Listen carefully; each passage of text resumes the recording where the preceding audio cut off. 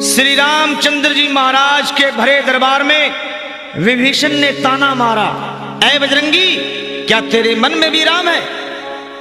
हनुमान जी ने श्री राम का नाम लिया और सीना फाड़ा, बोले, ले देख, जय श्री राम। नहीं चला बाण व्यंग के ऐ विभीषण, ताना ना सह पाऊं, क्यों तोड़ी है ये माला, तुझे ऐ लंकापति बतलाऊं। मुझ में भी है, तुझ में भी है, सब में है समझाऊं। मुझ में भी है, तुझ में भी है, सब में है समझाऊं। ऐ लंकापति विभीषण, ले देख, मैं तुझको आज दिखाऊं। और वीर बजरंगी ने सीना चीर दिया और बोले, ले देख, जय श्री राम।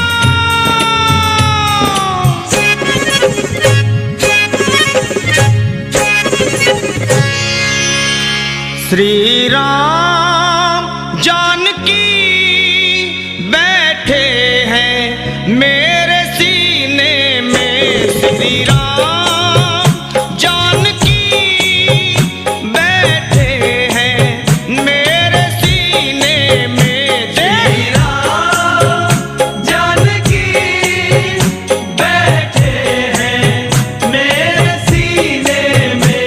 श्री राम जानकी बैठे हैं मेरे सीने में। देख लो मेरे दिल के नगीने में, देख लो मेरे दिल के नगीने में। श्री राम जानकी बैठे हैं मेरे सीने में। श्री राम जानकी बैठे हैं मेरे सीने में। मेरे राम